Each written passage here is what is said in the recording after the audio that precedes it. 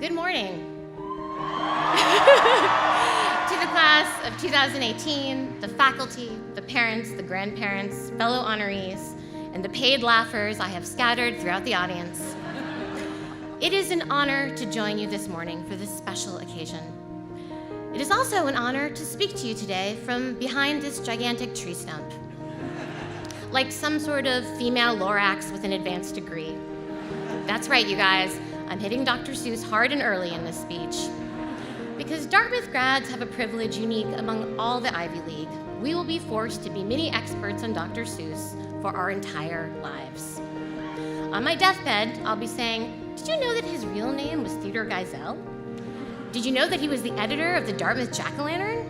And yes, while no US presidents have gone to Dartmouth, we can at least lay claim for the wonderful Dr. Seuss. Another notable alumnus is Salmon P. Chase, the man on the $10,000 bill. A symbolically powerful piece of paper that's largely useless in the real world. Like a degree in playwriting, which I received from this very institution. Thank you for paying for that, Mom and Dad. It's a thrill to be back here in New Hampshire, the Granite State, known for two things: the place where you can legally not wear your seatbelt, and Adam Sandler's birthplace. New Hampshire has one of the best mottos of any state: live free or die. For outsiders, it sounds like an exciting declaration of freedom. But when you're here in January, die actually sounds like a pretty good option. I remember the days when it was so cold, your sneeze would become an ice sculpture before it hit the ground. In Los Angeles, where I live now, if I sneeze, I just call my doctor and have my blood replaced with that of a teenage track star. That's normal there. I'm mostly track star right now. Before I get any further, I should actually probably clarify who I am for the parents and grandparents in the audience who are thinking to themselves, who is this loud Indian woman? Is that the girl from Quantico? She looks so much worse in person. No, I'm not Priyanka Chopra. Not even Padma Lakshmi. I'm the other Indian woman we have allowed to be on television, Mindy Kaling. Thank you. You may remember me from my role on The Office as Kelly Kapoor, who internet commenters said was, quote, shrill. And, quote, took up valuable time that could have gone to Steve Carell. I then created and starred in my own TV show, The Mindy Project. Thank you very much. It was an uphill battle to get that show on the air, but it was worth it, because it enabled me to become Dartmouth's most successful female minority show creator who has spoken at commencement. Oh wait, no. Shonda Rhimes went here. Yup, and she's created like 10 more shows than me, so great. No, cool, Shonda. Friggin' role model, good for you. But today is not about famous alumni, no. It is about the men and women who have toiled in obscurity for years so that they might better our country. I speak, of course, of the 51% of Dartmouth grads who will go into finance. Highest in the Ivy League. Look left, look right. All three of you will be spending at least 10 years in a white-collar prison. I know that going into the real world sounds scary, but it's exciting too. Finally, you'll be in control of your own lives. No longer will there be an irrational board of trustees telling you can't have hard liquor on campus. For the ridiculous reason that they don't want you to die. Come tomorrow, no one can stop you from filling your apartment with $4.99 handles of Uncle Satan's unfiltered potato vodka. Go crazy. It's a real moment of reflection for me to be standing here speaking to all of you now, because it makes me harken back to my own time at my Dartmouth graduation. Madeleine Albright was my commencement speaker. And while I don't remember any specific quote she said, or even a general gist of what she was talking about, I do remember thinking, I wonder what it will be like to have my own cell phone. How things have changed. For all I know, at this very moment, most of you are posting this speech on your Instagram stories with a gif of Winnie the Pooh twerking. If you are, please at least use my official hashtag, MindyGoesBigGreen2018. Thank you. none of you remember a time before the internet. Hell, you probably don't even remember a time before the Facebook page, Dartmouth Memes for Cold AF Teens. Yeah, I know about that. It made me feel like a real creep researching it. Hello, I'm a 38-year-old woman who wants to join your teen Facebook group. It's for research, I swear. Meanwhile, when I was in college, we didn't even have Google. If you wanted to find out, say, how tall Ben Affleck was, you were out of luck. You just had to sit there, not knowing, and your entire day would be ruined. Or say I wanted to meet up with a friend. I couldn't just text her. I had to walk outside and hope I accidentally bumped into her. Or I blitzed her. Blitzmail. You know that feeling you have when you tell your friends that you blitz and they don't get it and you roll your eyes all smug, like, oh, it's a Dartmouth thing? That ends today. You try to say blitz 100 yards east of White River Junction and you will get laughed back to your one-room triple in the chotes. Fun fact, in 2001, the year I graduated, a pink eye epidemic broke out amongst my classmates because we were all using public blitzmail IMAC terminals and not washing our hands. Those are just kind of the sexy stories indicative of my time at Dartmouth. You have so many cool new things here now. Like, look at the new logo, the D Pine. It's beautiful. It reminds me of what college-age Mindy thought a marijuana leaf might look like, but I was too scared to actually find out. And this new house system, it sounds really cool. It's so Hogwartsy. You know, you sort it into your little Gryffindors and Ravenclaws, except they're called South House, West House, Schoolhouse. Okay, come on guys, Schoolhouse, really? We're just saying what we see? That's the laziest name I've ever heard in my life. And I've spent over a decade working on shows called The Office and the Mindy Project. Still, I remember sitting where you're sitting. I was so full of questions like, when is this thing going to end? And how many friends can I invite to dinner and still have mom and dad pay?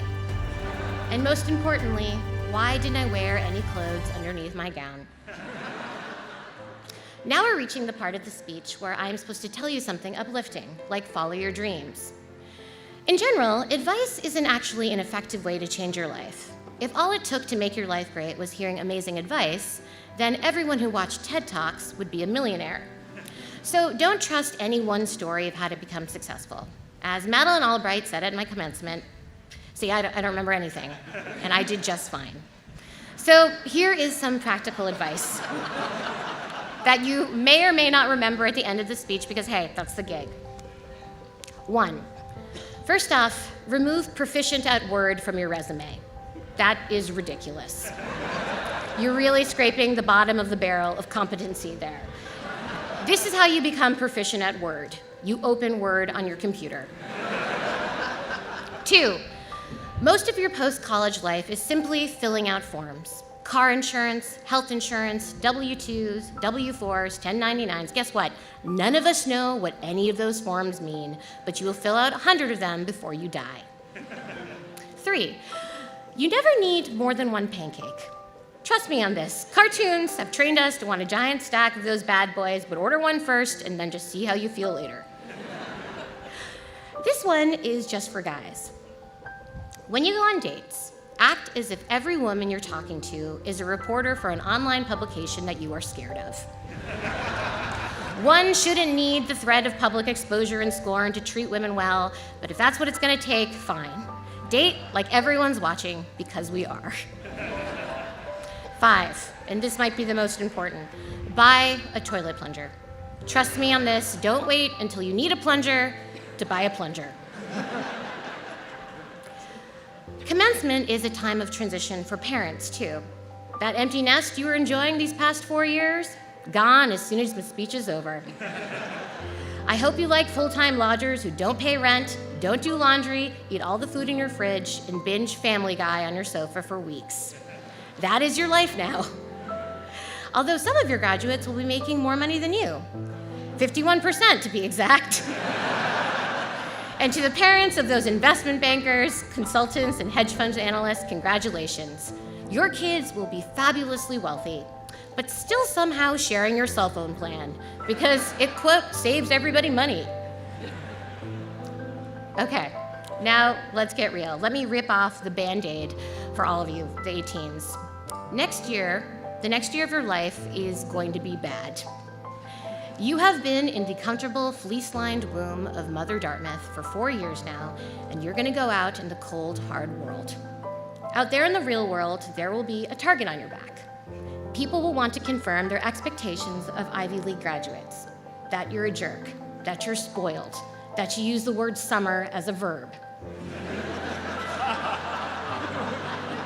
Those stereotypes exist for a reason. I mean, come on, the guy from the $10,000 bill went to this school. You're graduating into a world where it seems like everything is falling apart. Trust in institutions are at a record low. The truth doesn't seem to matter anymore. And for all I know, the president just tweeted us into a war with Wakanda, a country that doesn't exist.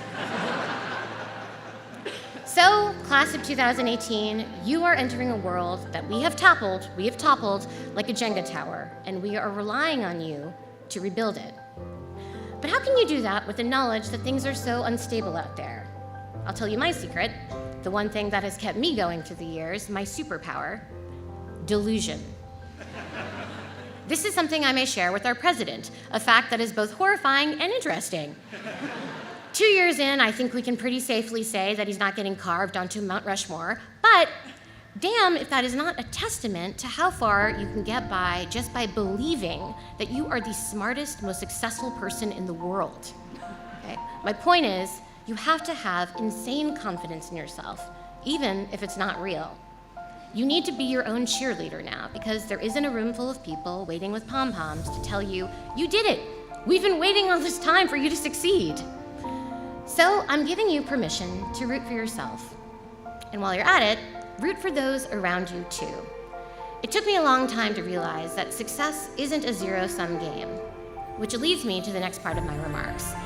I thought I might take a second to speak to the ladies in the audience. Guys, take a break. You don't have to pay attention during this part. Maybe spend the next 30 seconds thinking about all the extra money you'll make in your life for doing the same job as a woman. Pretty sweet. Hey girls, we need to do a better job of supporting each other. I know that I am guilty of it too. We live in a world where it seems like there's only room for one of us at the table. So when another woman shows up, we think, oh my God, she's gonna take the one woman spot that was supposed to be mine. But that's just what certain people want us to do. Wouldn't it be better if we worked together to dismantle a system that makes us feel like there's limited room for us? Because when women work together, we can accomplish anything. Even stealing the world's most expensive diamond necklace from the Met Gala, like in Ocean's 8, a movie starring me, which opens in theaters June 8th. And to that end, women, don't be ashamed to toot your own horn like I just did. Okay, guys, you can listen again. You didn't miss much. Just remember to see Ocean's 8, now playing in theaters nationwide. Ocean's 8, every con has its pros. And now I wanted to share a little bit about me, Mindy Kaling, the Dartmouth student. When I came to Hanover in the fall of 1997, I was, as many of you were, driven, bright, ambitious, and really, really into the Black Eyed Peas. I arrived here as a 17-year-old, took the lay of the land, and immediately began making a checklist of everything I wanted to accomplish. I told myself that by the time I graduated in 2001, I would have checked them all off. And here is my freshman fall checklist. Be in a Hanover crew, be in a lodge crew, be in an a cappella group, be in an improv troupe, write a play that's performed at the Bentley, and do a cartoon for the D, and try to be in a cool senior society. And guess what? I completed that checklist. But before you think, wait, why is this woman just bragging about her accomplishments from 17 years ago? Keep listening. Then I graduated, and I made a new checklist for my 20s. Get married by 27, have kids at 30, win an Oscar, be the star of my own TV show, host the MTV Music Awards. This was 2001, guys, it made more sense then. And do it all while being a size 2. Well, spoiler alert, I've only done one of those things, and I'm not sure I will ever do the others. And that is a really scary feeling, knowing how far that I've strayed from the person that I was hoping to be when I was 21. I will tell you a personal story. After my daughter was born in December, I remember bringing her home and being in my house with her for the first time and thinking, the according to movies and TV, this is traditionally the time when my mother and spouse are supposed to be here sharing this experience with me. And I looked around, and I had neither. And for a moment, it was kind of scary. Like, can I do this by myself? But then, that feeling went away, because the reality is, I'm not doing it by myself. I'm surrounded by family and friends who love and support me. And the joy I feel from being with my daughter Catherine eclipses anything from any crazy checklist. So I just want to tell you guys, don't be scared if you don't do things in the right order, or if you don't do some things at all. I didn't think I'd have a child before I got married, but hey, it turned out that way, and I wouldn't change a thing.